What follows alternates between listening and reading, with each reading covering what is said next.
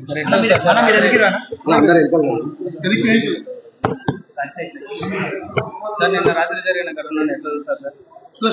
మన కంపమల్ల సర్పంచ్ లోకేశ్వర్ రెడ్డి మొదటి నుంచి వైఎస్ఆర్ పార్టీ మద్దతుదారుడు.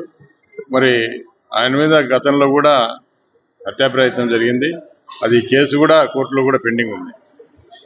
గత రాత్రి ఈ యొక్క వెంకటేశ్వర రెడ్డి అదేవిధంగా వారి తండ్రి వెంకటరామరెడ్డి అందరూ ఇంట్లో పడుకొని నిద్రిస్తుండగా ఈ యొక్క నిందితులు ఎవరైతే ఉన్నారో చిన్న సుబ్బారెడ్డి వాళ్ళ కుమారుడు అదేవిధంగా లక్ష్మీనారాయణరెడ్డి ఇంకా కొంతమంది వ్యక్తులు పొడవన్లు గొడ్డన్లు రాడ్లు అందు పట్టుకొని వచ్చి మరి ఎలాగైనా సరే ఈ కుటుంబాన్ని అంతమందించాలనే ఉద్దేశంతో ఈ కుటుంబం మీద ఇంటి మీద దాడి చేయడం జరిగింది.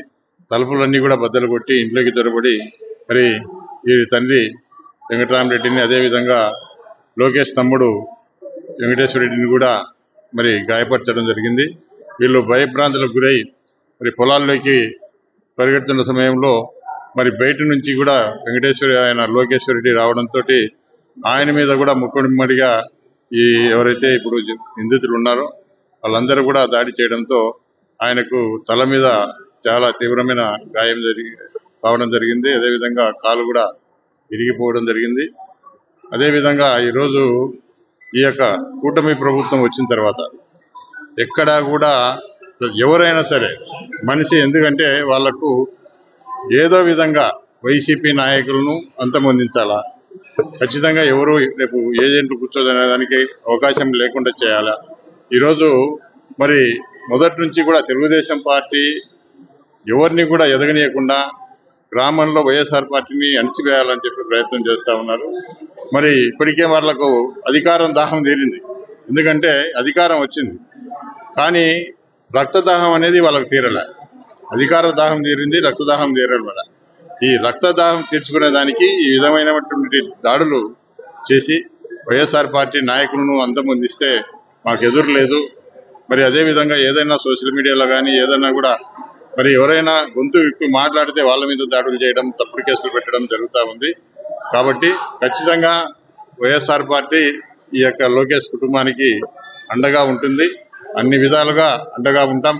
ఈ విషయాన్ని జగన్మోహన్ రెడ్డి గారి దృష్టికి కూడా తీసుకొని పోవడం జరుగుతుంది. ఏదేమైనప్పటికీ కూడా ఎందుకంటే ఈరోజు మంత్రిగా ఉన్న బీసీ జనార్దన్ రెడ్డి అనే వ్యక్తి ఎవరైనా పోతే ఏదైనా డెవలప్మెంట్ గురించో లేకుంటే గ్రామంలో అభివృద్ధి గురించి ఏదైనా మాట్లాడి వాళ్ళకు కావాల్సినటువంటి మౌలిక సదుపాయాలు చేయాలి. కానీ ఎవరైనా సమస్య ఉండిపోతే వాళ్లకు మీరు చంపిరండి, కొట్టిరండి, నా దగ్గర రావద్దు, మీరు కొట్టేస్తేనే నా దగ్గర రావాలని చెప్పి ఒక మంత్రిగా ఆయన మాట్లాడుతూ ఉన్నాడంటే ఇంకా మరి కార్యకర్తలు ఏ విధంగా ఉంటారో, తెలుగుదేశం పార్టీ నాయకులు ఏ విధంగా ఉంటారో ఒకసారి ఆలోచన చేయవలసిందిగా కోరుతా ఉన్నాం. కాబట్టి ఈరోజు ఈ యొక్క దాడి ఏదైతే ఉందో, ఎందుకంటే ఆ ఊరు గ్రామంలో ప్రశాంతమైన గ్రామం, ఎందుకంటే అందరూ రైతు కుటుంబాల నుంచి వచ్చిన వారు ఆ కుటుంబం. మరి ఆ యొక్క కుటుంబాల్లో మరి ఈరోజు ప్రశాంతమైన గ్రామంలో కూడా ఈ తెలుగుదేశం పార్టీ అధికారంలోకి వచ్చిన తర్వాత ఈ దాడులన్నీ కూడా జరుగుతున్నాయి. ప్రతిరోజు కూడా మేము ఆ యొక్క గ్రామం విషయము పోలీసులకు ఎప్పటికప్పుడు కూడా కొద్దిగా మీరు ఆ గ్రామంలో ప్రత్యేకమైన ఏదన్నా కూడా నిఘా కూడా పెట్టమని చెప్పి కూడా మేము గతంలో ఉన్నతాధికారుల దృష్టికి కూడా తీసుకుపోవడం జరిగింది. అంతేకాదు ఈ కుటుంబం ఏదో విధంగా మరి అసలు ఇంట్లో నుంచి బయటికి రాకూడదని చెప్పి కూడా ఇంటికి ఎదురుగానే ఒక కాలువ కూడా తీయడం జరిగింది. ఒక డ్రైన్ ని తీసి ఆ డ్రైన్ అట్లా పెట్టి ఇంట్లో నుంచి బయటికి పోవాలంటే కూడా ఒక వెహికల్ కానీ, ట్రాక్టర్ కానీ, జీప్ కానీ కూడా పోకుండా ఉండే పరిస్థితి ఉంది. ఈరోజు మరి అటువంటి పరిస్థితుల్లో కూడా కలెక్టర్ గారి దృష్టికి, ఎస్పీ గారి దృష్టికి, అందరి దృష్టికి తీసుకుపోయినా కూడా అక్కడ మరి పరిస్థితుల్లో ఇక్కడ కూడా లాభం లేదు.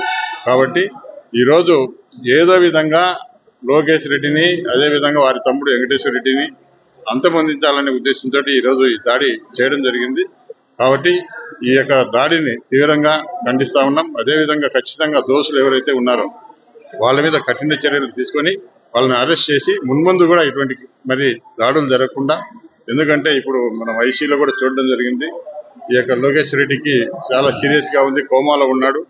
72 hours గడిస్తే గానీ మేము చెప్పలేమని చెప్పి డాక్టర్లు కూడా చెప్తా ఉన్నారు. కాబట్టి ఖచ్చితంగా మరి ఆయన కోలుకోవాలని చెప్పి ఆ దేవుడిని కూడా ప్రార్థిస్తూ మరి ఏదేమైనప్పటికీ కూడా ఖచ్చితంగా పోలీసులు మరి దీని మీద సమగ్రమైన దర్యాప్తు జరిపి ఖచ్చితంగా ఎవరైతే దోషులు ఉన్నారో వాళ్ళ మీద కఠిన చర్యలు తీసుకొని త్వరితగతిన అరెస్ట్ చేయాలని చెప్పి మేము కోరుతాం.